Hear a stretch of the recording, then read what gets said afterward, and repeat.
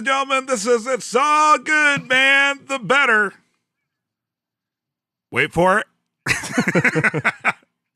Better Call Saul podcast. My name is Brian, and with me, as always, is my grandfather's subscription to National Geographic, Dave. Dave, how are you doing today? Gimme, Jimmy. Word. Dave and I also host the Nothing Important Podcast. You can find that at www.nothingimportantpodcast.com, where Dave and I talk to people more successful and famous than we will ever be. And speaking of such, we have one such individual. Owen Benjamin returns to It's All Good Men. He's on right now. Owen, how is it going this evening? What's up, fellas? How are you?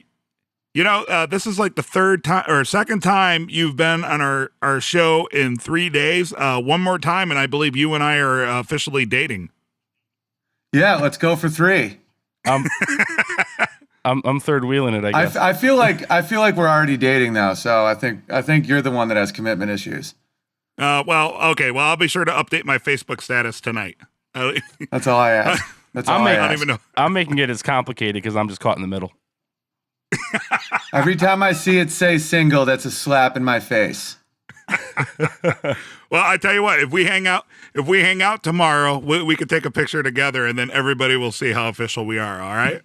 Perfect. I'm in. All right. So episode 210, Dave, Owen, we made it, man. We finally made it through season 2 of Better Call Saul. And real quick, what was your guys' impression of the episode? Oh, Owen, go first. It blue-balled me. Just like I predicted. All right, Dave. I predicted that he had to shoot someone or else I would get blue balls, and he didn't shoot the guy. That's right. I mean, I like it in a way, but it still feels like a setup episode. And I don't want to criticize the producers because it's such a phenomenal show. Uh-huh. But it felt like a setup it felt like part 1 to a part 2. Yeah. It's a setup. I mean, I don't know. That's just what I felt. I agree with that. Dave? It's kind of like nothing really got resolved. It's all it's going to lead to something else, and it's cliffhangers when we're not used to cliffhangers with this show so much, but maybe we are. I get confused on that concept sometimes.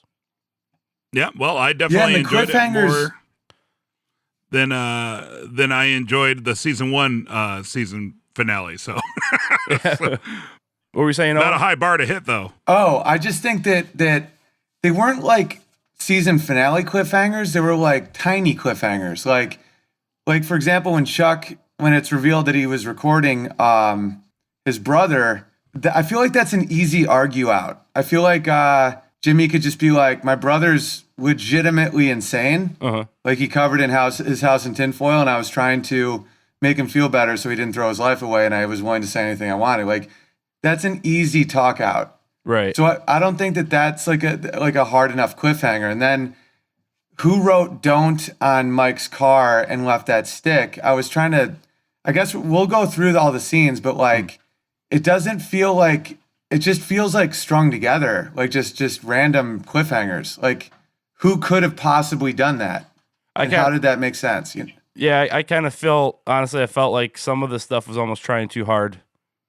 Starting with the opening scene, actually. It's like it's a little much, but some of it was pretty fascinating, and I was just sitting there in stunned silence for some of it also. All right, well, let's start with that then. So opening scene is a flashback. Chuck and Jimmy are next to their dying mother in the hospital, and you know what? Well, first off, I thought it was actually going to be their dad for whatever reason, because I don't think we ever heard anything about their mother before, and they showed their dad previously in the season, so I thought it was going to continue on with the dad. I thought that one time, didn't Chuck say that Jimmy was always mom's favorite at one point? I don't know. I think so. Because I thought I remembered hearing that, and then when I saw the mom laying there, I figured this is going to be some kind of lead up to how. I mean, Jimmy's definitely everyone's favorite because Chuck's a huge buzzkill victim, dickhead. I do like that we find out that Jimmy was kind of a ladies' man. He did have 2 dates to his mom's party. Nice. Every con man's a ladies' man. That's what they do. They con. Legend. Right on. And if I remember correctly, he said that his mom ran interference for him, so he could actually talk to both of them. So that's a good mom. This is good looking out. And I think the question I have from scene one was Chuck's deception for Jimmy's benefit or not for Jimmy or for his own benefit? When he didn't tell him that his mom's dying word was Jimmy, was that to not give him that, or was that not to make him feel guilty about getting the sandwiches? I feel that Chuck's deception was for Chuck's benefit because to kind of a fuck you to Jimmy because he's just jealous of the way Jimmy is. And, the last word was Jimmy. And he's like, no, it's me, Chuck. And she's like, oh, Jimmy. So I thought it was just a big fuck you. Like, no, she didn't say shit, dude. Yeah, you know what? Yeah. The thing about this episode that I feel it was like I really enjoyed the episode, but as I was watching it with my wife, there was like 2 or 3 times where I could call exactly what was going to happen, which is pretty rare for this show, I feel. Yeah, and I called that with Chuck's tape recorder. That's another thing, is how did Jimmy not realize he was being taped? Like, he's such a quick guy. Like, how did he not see that? That's such a basic con. Yeah, I was thinking about that because it was such an elaborate setup to get the confession that I guess I actually texted Brian afterwards and said he out Jimmy. Right. Yeah, that makes sense. Yeah. So in the first scene though, when I was like, oh man, her last words are going to be something about Jimmy, and right before she dies, right when he left the room. I just feel that was very. You saw that coming? Very. Yeah, like I just felt it was telegraphed because whenever I watch shows, see, this is why I don't watch movies, is because you can almost like I could pick apart like every movie before it happens. So I always think like, what would be the most ridiculous, obvious thing that would happen? It's like, oh, okay, as soon as Jimmy leaves the room, like she's gonna say something to Jimmy or about Jimmy, and then she's going to die, and then that's exactly what happened. And then once it happened, fit an algorithm. Like, oh, Chuck's, yeah, exactly. I'm like, and then Chuck's not even gonna tell him, but the weird thing is like, even though like a movie, like I'll walk out of or stop paying attention to a movie with that, but like for some reason with the show, like I'm still like pretty engrossed in it. So like I think they make up for it. Yeah, I do like that Chuck was like in the waiting room, and then Jimmy just kind of was coming back from his sandwich run, like something about like the way that was posed. Like I really, really like that scene, even though I could kind of tell it was coming from a mile away. Huh. Yeah. Yeah. I didn't like the math behind it, but I liked what it set up. It set up the roots of resentment, right? And it also set up how Chuck always has been acting like the world is on his shoulders. He can only cry when his brother isn't around. Like there's a lot of like character traits that it sets up, but the math is bullshit. It was like lazy writing with the math. It's like for 3 days she's in a coma. He leaves for 30 minutes. She wakes up, says his name, dies in that 30 minutes. That's just not. I mean, the odds of that are like 1 in 100,000. Like, I'm just not buying it. Yeah, I forgot about Chuck crying though. Yeah. I forgot about Chuck crying though. That was kind of nice to see. Like, not really humility, but like humanity. Like his character is.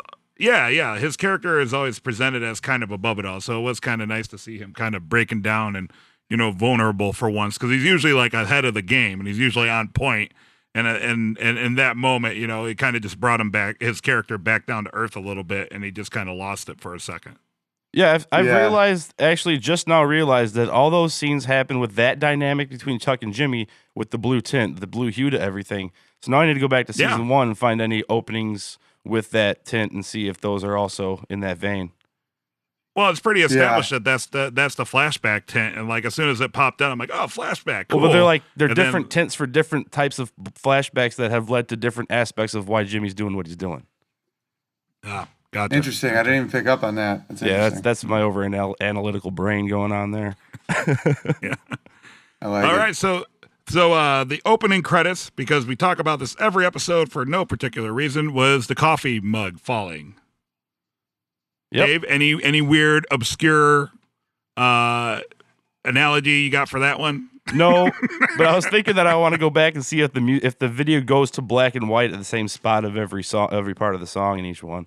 But maybe a listener can do that and tweet us for not a T-shirt or something. Yeah, Owen, I don't know if you know, but in the first season we found it kind of humorous that they had a different opening every time, and then this season it became a running joke that it was still a different opening every time, but it was, the same for every episode. So like episode 1 had the same as season 1 episode 1. So we kind of started making jokes about that, and one of our listeners pointed out that in season 2, even though it's the same opening, there are now sections of it that are in pure black and white. So Dave's been trying to find like the deep meaning behind the black and white of the openings, even though they are the same as the first season. Oh, that's cool. The show opens proper, and we get our answer. Dave, I believe you were right. Jimmy ran in. Well, I stopped myself from being right when I should have went with my original theory. But yeah, I never really thought that Jimmy was that committed. And a big thing of this episode is just how pure Jimmy's love for Chuck is, and how myopic he is to make these people that he loves really happy. He just doesn't see the long game, and it's always an instinct-based decision. Yeah, I didn't think he'd go running in. I think Owen, you kind of felt the same way, didn't you? I thought he was. Yeah, I thought that it was going to be right. He was going to play both sides. Like I thought that he had to help Chuck, but he was going to do something to save his own skin a little. Like he was going to make a phone, like an anonymous 911 call, but he just sprinted in. And I think it kind of establishes that he really is just a pleaser. He's like, the irony is he seems so selfish, but he's like the most selfless of all the characters. Yeah. Because all of his selfish actions are for other people. Yeah, there's a lot of duality and oxymoronism to everybody's personalities in the show. It's pretty fascinating. That's why Brian can deal with the tropes. Yeah, maybe.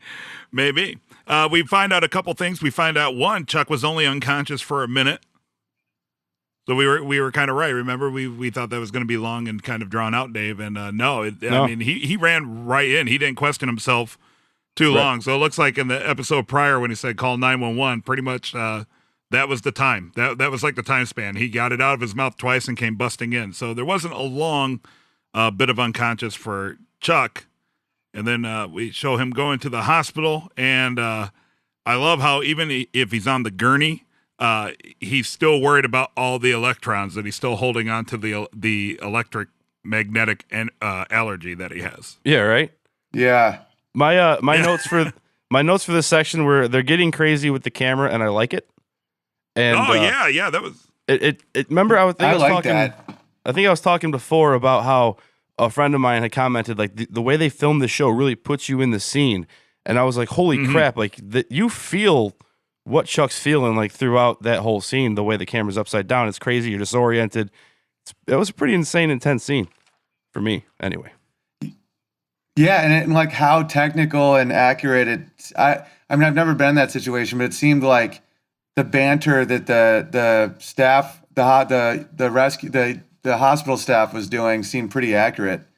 And that's exactly. It made you feel that suffocated feeling of not only was the camera locked off, but it was upside down, and it wasn't just your normal TV movie banter. It sounded very real to the scene. Yeah, I also paid a lot of attention to the banner, and I think what helped as well is that it was such a long scene. Yeah, like there was no break or edit in the scene. It was like almost uncomfortably long, and it went on for so long, And of course, the big obvious thing about it is the camera angle, because it's upside down. But then I was like in my head imagining like holding the camera, and then like it was like, well, actually the angle that we're seeing his face is almost still the same as it would be if he was standing right in front of you. Exactly. But it just so happens everything is behind him is upside down, and then like the longer that it went on, it made sense, but it didn't make sense at the same time, and that just helped make it feel even more like intense and like pressure filled and claustrophobic and chaotic. Absolutely. Because our brain's trained. Yeah, our brain's trained to see things in a certain way. So when a filmmaker or director changes that, like we just have this feeling of like something's wrong. Why is this like this? And that was like the emotion they wanted us to feel in that scene. So it made total sense. Mm-hmm. Right, and I love how Chuck kind of like his resistance got weaker as like the scene went on because at first he was kind of pissed off about all the electricity, and then they're like, he's gonna have to get a EKG, and he's like, no EKG, and they're like, a CAT scan, and he's like, no CAT scan. Like he wasn't quite giving up, but his resolve wasn't as strong as it was when they were carting him through in the beginning. He got his way though. Yeah, he got his way.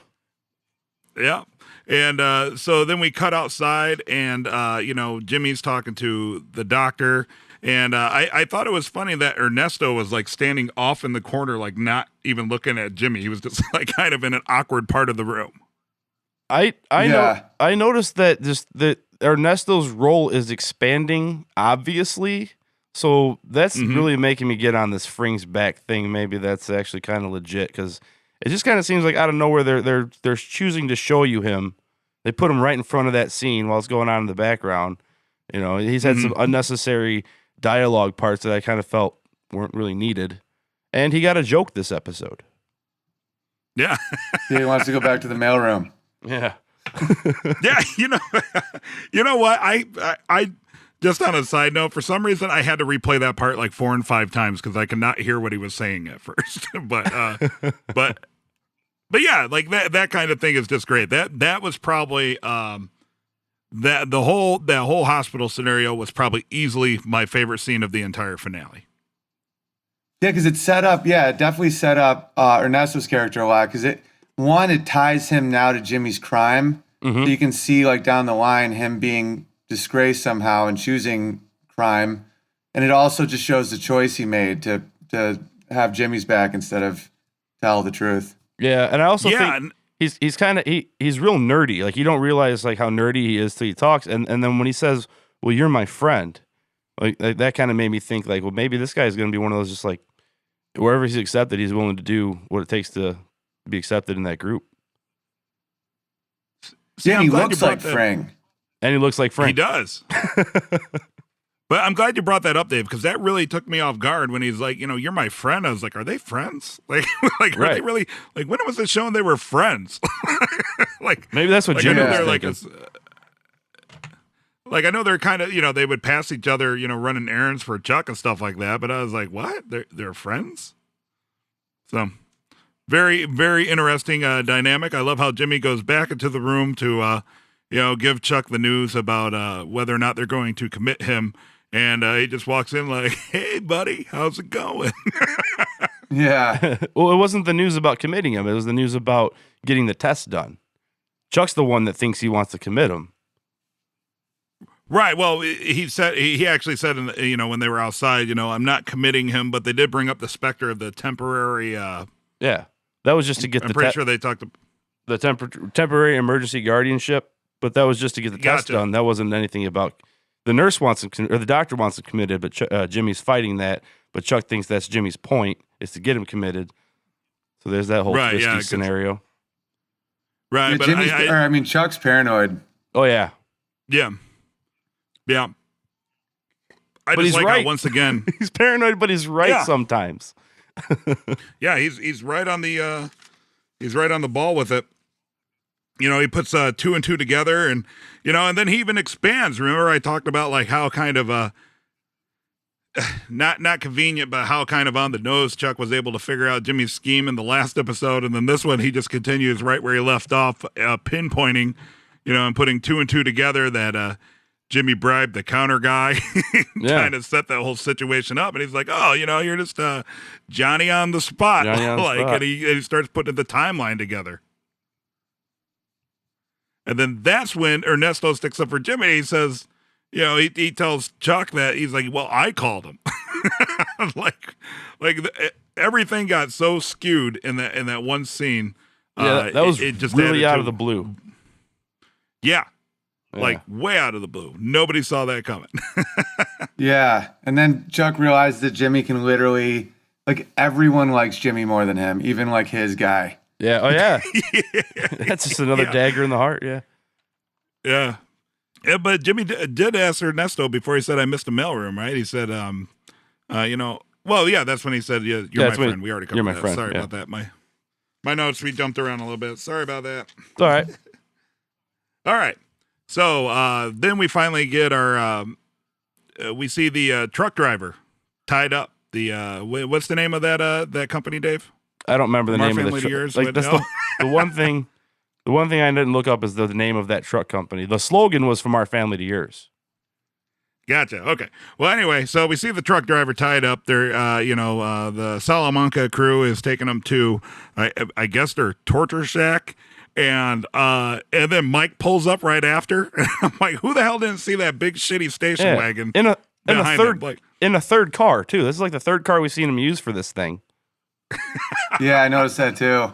And yeah, he's like right behind him. That's when my notes even say Mike's not so slick, huh? right. And then what's even better is when they go through the gate and they relock the gate, they go in and hook a left. So they're going back against the fence line where Mike would have been parked in the station wagon, and nobody sees his car following them right up to the gate. It was like a couple episodes ago where he was like 10 feet away, like in his car while Hector was smoking a cigarette. I'm like, nobody sees that guy just hanging out. I noticed that when Mike pulled the Yui and turned around the other way, the camera kind of went through the fence and zoomed in. And that's when I was kind of like, maybe I'm right about Mike being watched. Like that was a "we're watching you" kind of camera shot. Oh, like it was somebody's scope, like focusing? Yeah, or just to set it in your brain subconsciously that somebody's watching him. Yeah. Oh, that's pretty good. I didn't notice that. That's a good one. Sometimes I know who would warn him and not just shoot him though. Like what character would possibly do that? Only Nacho.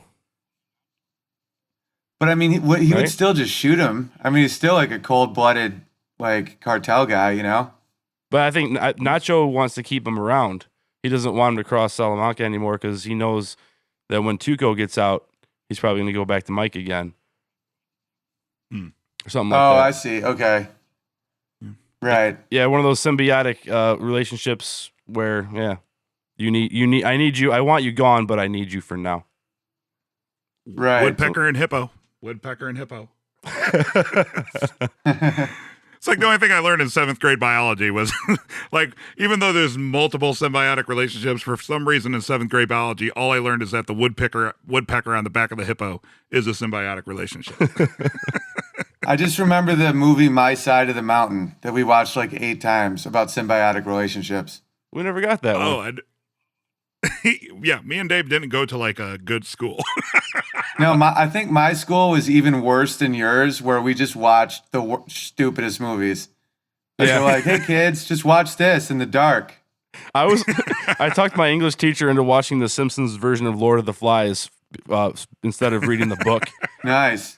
So we jump to the next scene, and it's just pretty much Chuck being slid into the CAT scan chamber dealie. Facing his ultimate nightmare. Yep. Yeah. And, but I thought he was sedated going in. Was he sedated? Because again, this is another part where like my impression was that he was sedated going in. And then I was like, he's going to wake up and flip out. That's exactly what happened. Yeah. And also that's another writing hole. Cause it was like, they sedated him and then they're like, you're going to hear this sound or whatever. And he was blatantly awake. So not only was he awake, but they knew he was awake. They were like talking to him. Yeah. I didn't think about sedation at all, honestly. I thought that he was just, I don't know. Yeah, I don't know why he was so calm. I don't know why I didn't think about that.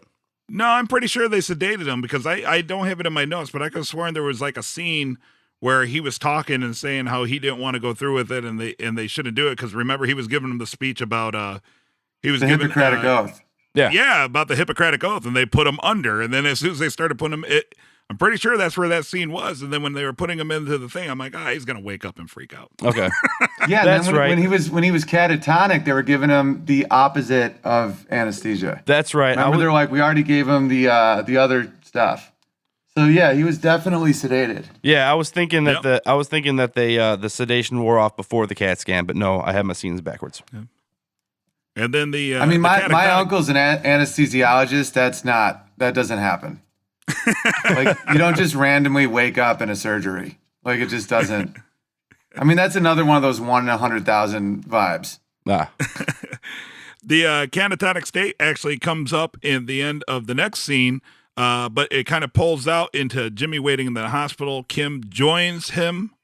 And I do like that he kind of told her, why don't you do something that's kind of unhospitally? Unhospitally. Like you don't have to work here with me. Like do something other than waiting for Chuck to flip out. Right. And it was And nice. I liked how at the end of his commercial, the next word was weasel. Oh, I wrote down that it was the Garden Weasel commercial, but I didn't put that together. Nice catch. Yeah, I didn't even pick that up, but that's awesome. So we finally got to see the commercial. Dave, yeah, you were waiting with bated breath. I was. And it was nice to see how proud Kim was, right? Like it showed her like just beaming and proud of this ridiculous ass commercial. Moxie is in such short supply these days.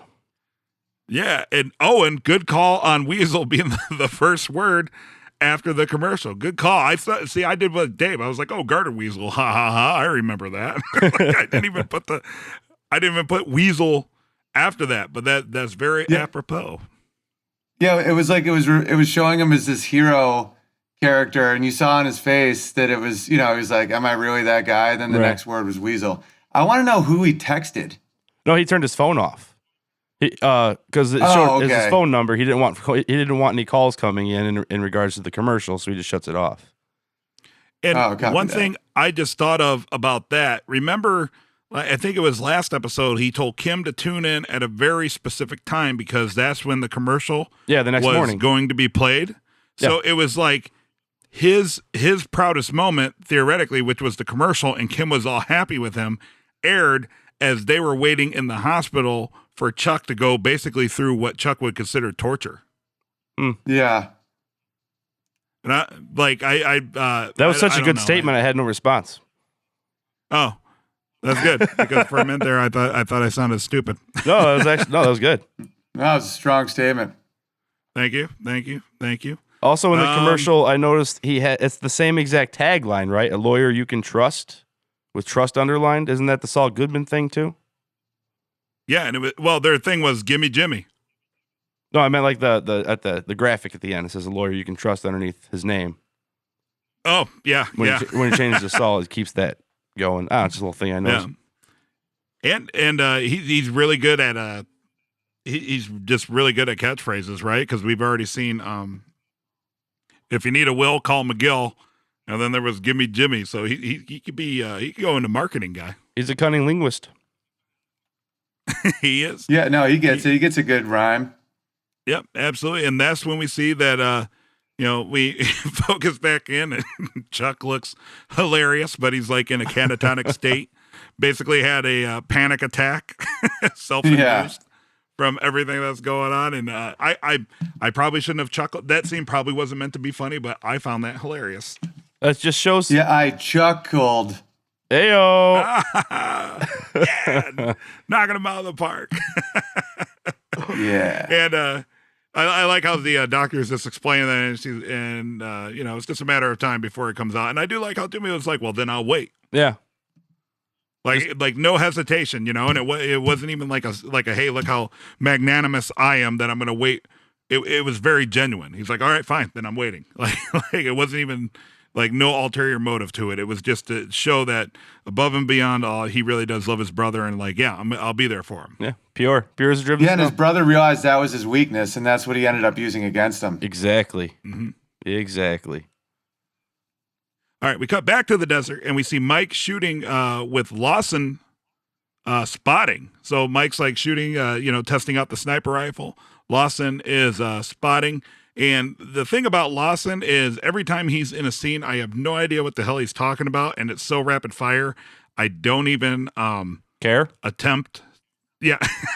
Yeah. No, like I don't. It's almost like I don't know. There's something like poetic to me about it because it's such technical jargon, and you know that it's legit. So I'll just sit there and listen to him talk like that, and not even like, yeah, okay. Mm-hmm. Totally.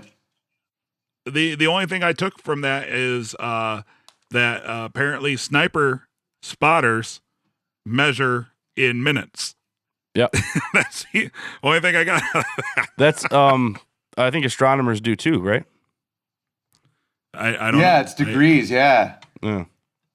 Right, but he said you have to adjust west or whatever by 1.5 minutes. I think hands I the never clock. heard it used in.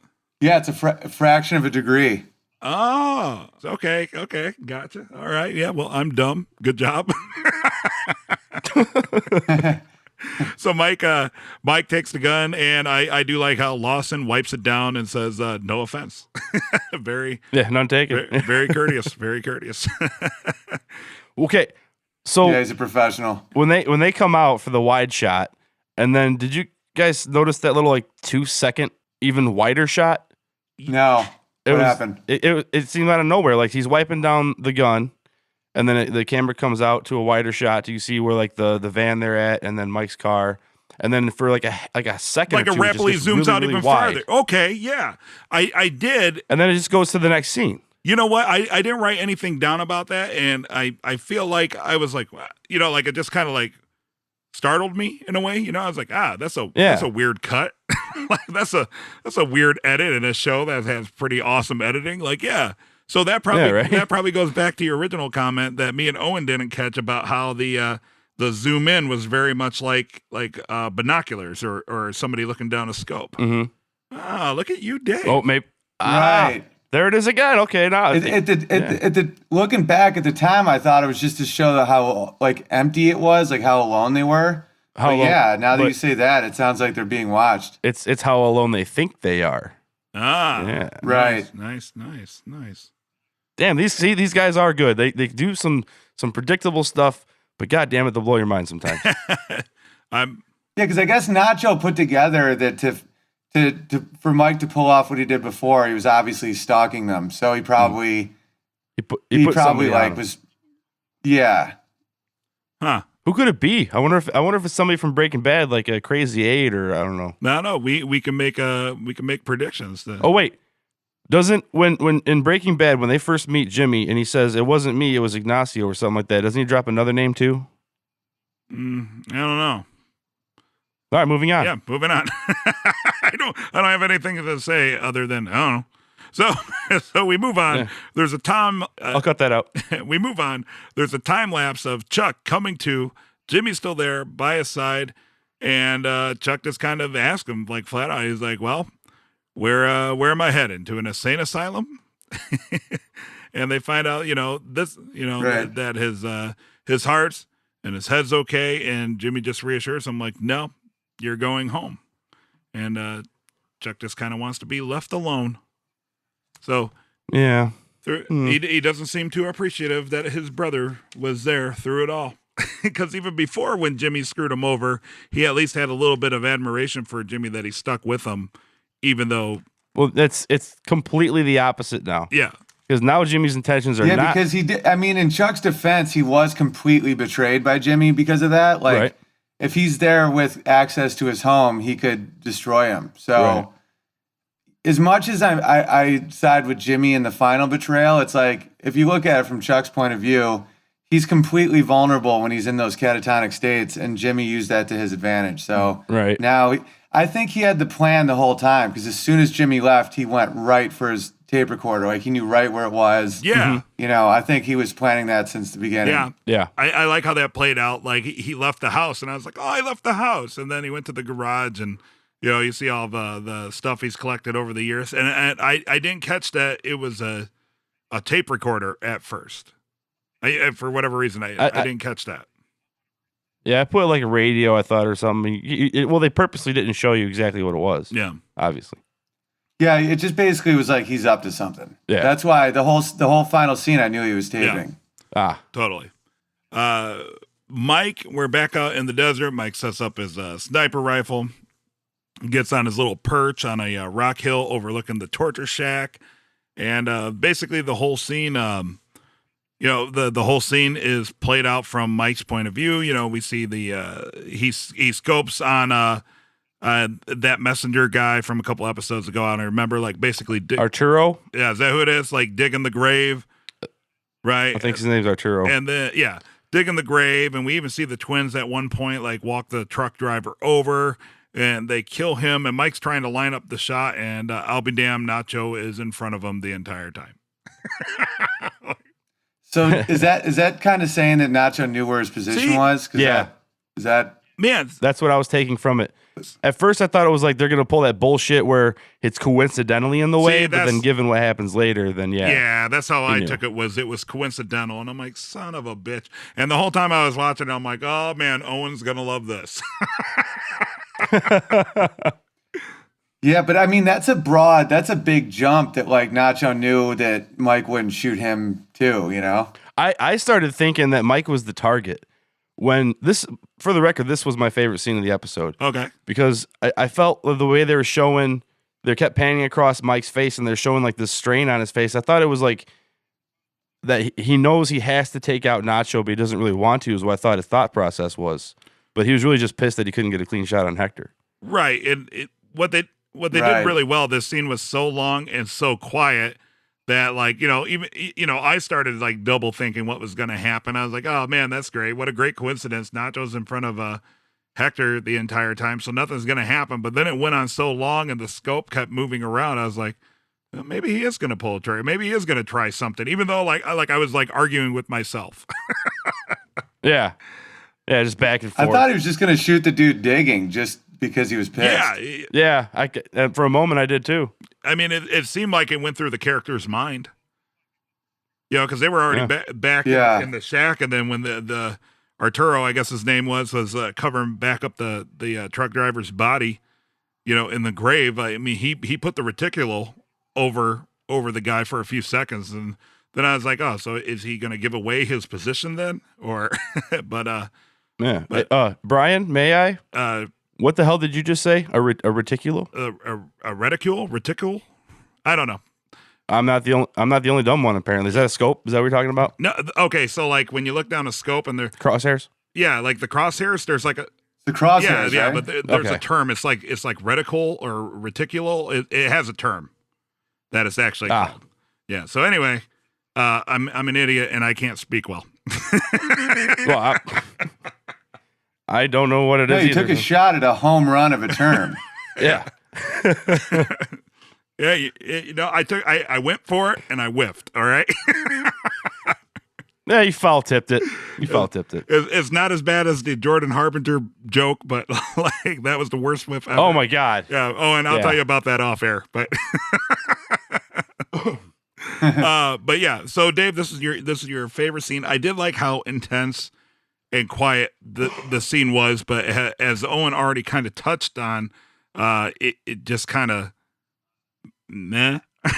Like I mean, like I get what they were going for, but it was seriously like cool, like awesome. I don't know, for some reason I was really into that scene. I had the volume pretty loud. I'm in the studio. I got the volume cranked, so the crickets. Just the environment they created. Mm-hmm. I was really into that scene because then they cut the sound real quick and I was like, whoa, it's going to happen. Yeah.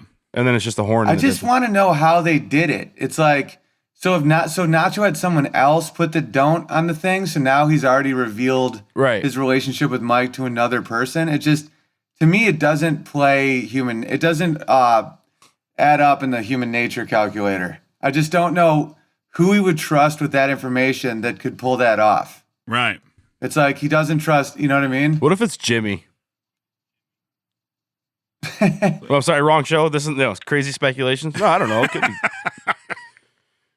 Betsy Kettleman for all I care. I don't know. Speaking of, maybe it's Jimmy, Ernie. like just randomly served in Afghanistan and just no one brings it up. Speaking of which, I thought for sure the Kettlemans were going to make an appearance. Yeah, the whole season's out the Kettlemans. Yeah. Well, I'll tell you why is because I spoke to somebody who knows Julianne Emery, and I floated the idea out there to him. I'm like, well, hey, if her character comes back, I want to go ahead and try to book her on the show again because we had her in season 1 on this show, and the response that that I got heavily hinted. It was like a wink, like oh well, can't say anything, but when that happens, we'll let you know. Wink. So like the whole time I was holding out hope that it was going to happen, but no, didn't happen. I feel shited. It was a false wink. As long as we're on it, there was also all these rumors about Hank and Gomez shooting scenes for Better Call Saul. Yeah. And that was like, is it this season or next season? Well, that answers that question. Yeah, absolutely. Absolutely. But that's good. No more. Have they said how many seasons they're doing or no? Not. Only thing confirmed is season 3. Mm-hmm. Cool. Yeah. I guess they're doing season by season because it's always, even last year it was like mid-season they announced season 2, I think, right? Yeah. Yeah. So. Yeah. All right. So we're back in the Jimmy and Kimmy office. Jimmy's meeting. It's Mick Wexler. The Mick Wexler office. Jimmy's meeting with the elderly. Howard calls looking for Jimmy, and Kimmy just says, it's important. You got to take the call. And I like how Jimmy kind of put her on the spot and basically reverted her back to the coffee girl, kind of like what Chuck did earlier a couple episodes ago. Oh yeah, nice. Right. Yeah. I do have to point out, I'm a big fan of Mr. Collins, the whole like 80-year-old strut, put on the shades. Yeah. I thought that was pretty funny. Yeah. He's got that old. Got to protect the peepers. That's right. Cataracts, they get to cure themselves. Well, we see Howard, I think, for the only time this episode, and he was just kind of like they totally see this is like not really a cliffhanger, but it's like a setup within the episode that doesn't come to resolution until a little bit later. Howard says, "Are you behind this?" And then we're just kind of left to guess what that is because it cuts right to Jimmy again going to Chuck's house, and I thought that. I don't know if I thought there. I didn't know if I thought that Chuck was going to retire. Like I'm trying to remember what I thought when he said, "Are you behind this?" I thought it was going to be like the medical bill got billed to HHM or something like that.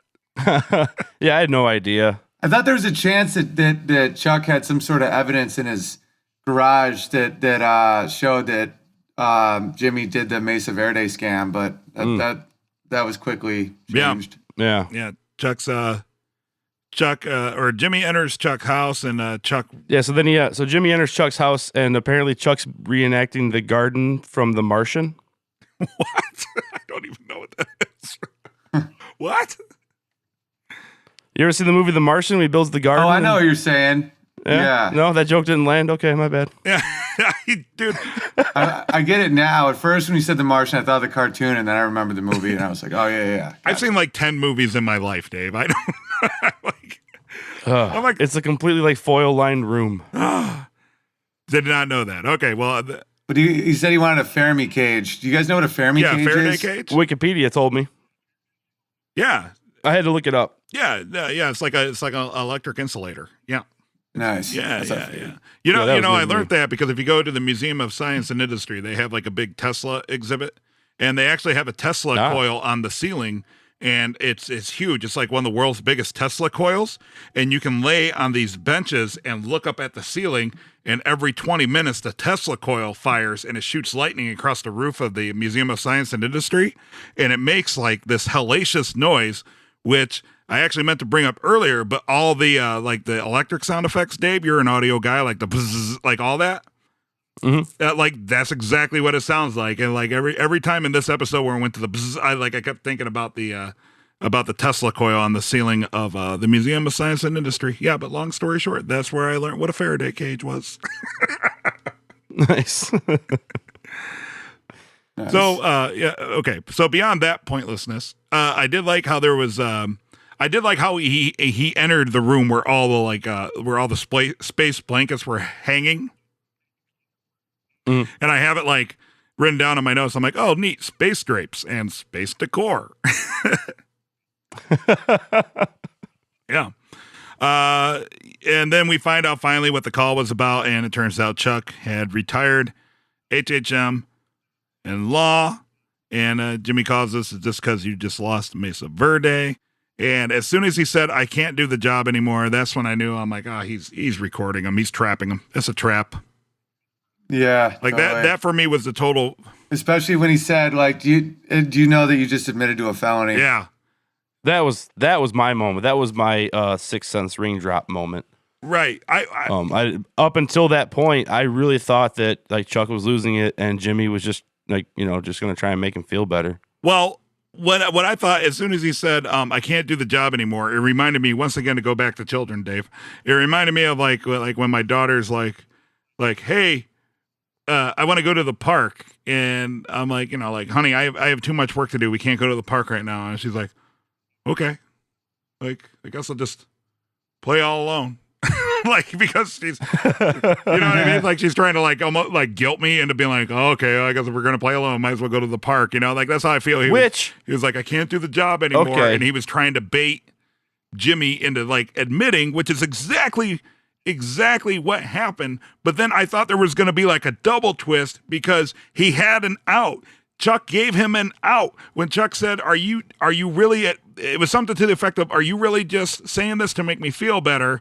Or are you saying it because that's just really happened? And Jimmy said, well, yeah, of course I'm saying it to make you feel better. And I was like, dude, shut up. Like, stop talking there. Like, he had an out. I still think he can get out of it. Yeah. He can just be like, I'd say anything for my brother. He's literally covered himself in tinfoil. Like, it's Chuck's in such an extreme place that I feel like any judge would just be like, yeah, it's like, dude, I would have said that I'm a dragon. Like, Chuck's insane. He's like an insane like maybe person. he when he's like, pull the card. He's like, whatever it's your. Go, Dave. What? Oh, I was going to say that because when he says, well, whatever, it's your word against mine, just kind of walks out. It's like, he knows, like, this is, like, Chuck, whatever happens, Chuck will be completely unreliable in court mentally. So, yeah, he can do it, but he can still get his way to make Chuck feel better in the meantime, or so he thinks right now. Right, yeah. Chuck's so far gone, it'd be, like, presumably, it'd be just as easy as being like, oh, I was just trying to appease the crazy guy. Like, he had me in his Faraday cage made out of space blankets in his house, and I felt uneasy. It's the potato garden from The Martian, damn it. Right, yeah. He was he was doing whatever Dave from a podcast said about a movie, The Martian. He was doing that in his house as I backed out. So. And then, of course, it was the big reveal, like, ha, ha, ha, Chuck is taping him, credits roll, and don't get me wrong, I really like the episode, but the first words out of my mouth was, God damn it. Yeah, me too. Like, blue balls. Yeah, and then I started thinking, because I think I even turned to my wife and I was like, oh man, Owen Benjamin's going to have a heyday with this because he outlined that exact scenario not 2 days ago. Yeah, I was like, there's no way they're going to be that, like, anticlimactic. Yeah, but it's still better than season 1 finale. But Dave, didn't you say that their MO is just kind of always make the episode before the last one, the big exciting one, and then to just kind of bring it back down on the finale? That's what a Twitter follower had told me via Twitter, and I thought I had actually heard him say that on the first Talking Saul after episode 1. Mm-hmm. That it's usually the penultimate episode is the most dramatic or the craziest one. But yeah, I don't know, because it left me with the same openness of the first season finale when he's like, well, that's never going to happen again, and he's seeing smoke on the water driving away. But that was a little more satisfying than this time, because this time it's I guess more specific. Because, when he says never going to happen again, they're like, okay, well, that means he's going to become Saul eventually. And now it's like, well, where's this case going to go, and what's Chuck going to do with that tape? Yeah. Owen, how'd you feel? Yeah, I just I felt like the second to last episode wasn't big enough to have the finale be like to go down again. Like, I felt like that was a setup to something big, and it's like it would be something if Chuck had a smoking gun, but he just has this like archaic tape deck that's like probably going to be covered in tinfoil. Like, it's not a smoking gun. Yeah, but I mean, I obviously love the show, but I just feel like it wasn't a good season finale as just like because I mean, we like the space in it, and we like how things don't necessarily have to happen. And I'm not a big fan of the network 3-act, like, everyone gets shot, nothing's believable stuff. I love the humanness of Better Call Saul, but that being said, I'm still watching television. Like, I'm not just watching two people talk in a park. Right. Like, I need something to happen. One thought I had as I was just sitting there finishing my notes and just kind of reflecting and such was, I don't know if you guys watched The Walking Dead, but in a way they totally Walking Deaded, like they did for Better Call Saul what Walking Dead did for Walking Dead on this year's season finale. Like there was, I don't watch the show. You haven't? What happened? I didn't see it. So on The Walking Dead in the comic book, the major character is this guy called Negan. He bashes one of the characters' brains out with a bat, and then they show the character because that was like the big introduction and turning point for the series in the comic and for that character, right? You follow me?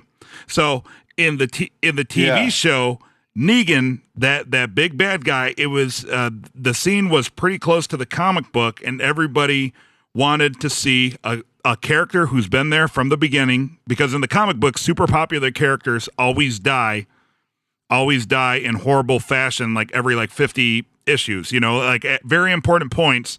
It's not like John, the guy who lives down the street, dies. It's always like somebody that was there from the beginning, right? So everybody was super pumped about this Negan guy showing up and killing a super popular character, keeping with the comic series. And what happened was they totally cliffhangered it, and they didn't show the person that he killed because he bashes somebody's head in with a bat. But what they did is they filmed it in a way where you saw it from the character's perspective, so you can never tell which character it is that he killed. So he basically hits the camera with a bat, and then bam, right to the credits. There's no resolution. It doesn't say who it was. And everybody who watches Walking Dead and reads the comics just flip their fucking shit because they kind of took away from the gravity of the moment. And that's how I feel that what kind of happened with Better Call Saul, because even though like I knew that it was recording, like I found myself like watching the clock. I'm like, okay, so but there's going to be like some crazy reveal. Like it has to be more. There has to be something more. Has to be something, but it wasn't. Yeah, I did the same thing. I checked my clock. I checked the clock in that last scene. I'm like, they can't do something spectacular in 4 minutes in this stupid Fahrenheit cage. Yeah. Right. So again, while I really enjoyed the episode for what it was, it's just I feel that there was better episodes throughout the season than the actual finale. Yeah. Yeah. I agree. Yeah. I thought last week's was pretty dope. No, last week was a great episode. Yeah. And actually, Tarantula Doug was not impressed. I want to throw that out there because I might have built it up too much for him, though. I was like, oh, it's a great episode. It's the best one of the season. You got to watch it. And then he watched it, and he's like, really, dude? And I was like, well, sorry. All right. Well, yeah. Well, so that's what Dave, I, and our friend Owen Benjamin think about the finale of season 2. Season 3, we're going to have to wait almost a year to see exactly what happens, but I'm glad that there is a season 3 coming up, because obviously we're going to find out the resolution to and if you hear that noise in the background, my laundry's done. I still haven't packed for LA, and I'm still doing laundry, but we'll obviously find out what comes of Mike's situation, who's watching him, and what is exactly on the tape. Owen, thank you so much for joining Dave and I in our final preview with the Prior for the season and our discussion of the season finale. What are your hopes for season 3? I want to see someone get shot by Mike. That's it. I'm a simple man with simple tastes. I want Mike to shoot somebody in the face. Dave, what do you want from season 3? Kim dies. That's like your thing, dude. No. I think that they spent so much time focusing on Ernesto that he's gonna have a big role, and what was I gonna say? Oh crap, I had it. Oh, the whole thing about Jimmy's always looking out for everybody, pleasing everybody, but too nearsighted to it always backfires, and the relationship with Chuck, and I don't know. I just want them. I think they're going to explore that because they seem to really push the whole Jimmy's always looking out for Chuck, unless he's looking out for Kim thing. Mm-hmm. So I want to see what comes of that. My actual prediction, I think I think that somehow Kim gets disbarred because of Jimmy's actions, and that's when he finally turns on Chuck. And I think that he doesn't like kill him per se, but he does something deeply vengeful. Like just turn on floodlights on him or something. I think that he does something crazy because like I think that he's so tied into making Kim happy, and to see like Kim, something bad is going to happen to Kim. And I think like if Ernesto is still tied to the story, because then he perjured himself by saying that Jimmy called him, that's easily proved that it isn't true. And if he gets booted, maybe, I don't know. I just think that there's going to be just a full meltdown of a season potentially. Could or be. they'll just milk it like they did this year. Who knows? All right. Right on. Well, listeners, what do you guys... But I do... I'm sorry. I do want to say, I hope they keep up the really, really impressive camera work, because I think that's been a valuable thing to this show also, is putting you in the environment, really interesting and creative ways to film things. You know, establishing shots are pretty cool. Time lapse is awesome. Stuff like that. All right. Totally. I agree. Listeners, let us know. Twitter, Facebook, at www.itsallgoodmen.com. Let us know, what did you think of season 2? What are your predictions for season 3? And on a side note, before we sign off, just a couple things we got going on. Nothing Important is still on hiatus, so we are still replaying classic episodes of, like from way back when, like a year ago. Make sure to check those out. Dave and I will be back on that in a couple of weeks. I got some great guests lined up. Also, please make sure to keep checking your feed and the website for It's All Good Man. I have more cast members coming up in the coming weeks, so it'll be like last year in the in-between times. Dave and I will try to get like a member of the cast or crew, chat with them over the phone, and of course, we will post it in the RSS feed for the podcast. And just on a personal note, I want to thank Owen Benjamin for hanging out with us twice now on this show. Always super cool to speak with him. Thank you so much, sir. Yeah, come see me, Chicago, at the Improv last weekend this month, and check out my podcast, Why Didn't They Laugh, where I analyze why my jokes don't work and what makes them work. See? He knew where I was Absolutely. going with that. That is professionalism. knew that I was going like, come on, Owen, plug yourself, man. And he did it. I'll be at that show. I don't take notes of every single scene to not plug myself. Yeah, exactly. Owen's a great dude, hilarious comic. Go see him and listen to his podcast. Great stuff. I will be at one of the Chicago shows. So if you see a fat guy with a beard, walk up to him and ask if he's Dave. Love it. Yeah, for you Chicago guys, I'm sure Dave will be on Twitter letting everybody know when he's there. Why don't you come hang out? Also, those of you who won the T-shirts, thank you so much for participating, and I hope you enjoy your T-shirt, and hopefully we can do that for you again next year. I want to thank Ryan from AMC, all the talent agents that we worked with over the year, and of course all the great guests that we've had on, Patrick Fabian, Ray Seahorn, too many to name. Thank you so much. Keep participating. Make sure to get those iTunes reviews in. You guys are awesome. Dave? Check out Driver X. It's a movie starring Patrick Fabian about an Uber-type driver that has the ride of his life. Because we were debating on Twitter about he should have a leading role. Well, there you go, goddammit. He's doing a leading role in a movie. Call us idiots. Call us geniuses. Whatever. Just call us.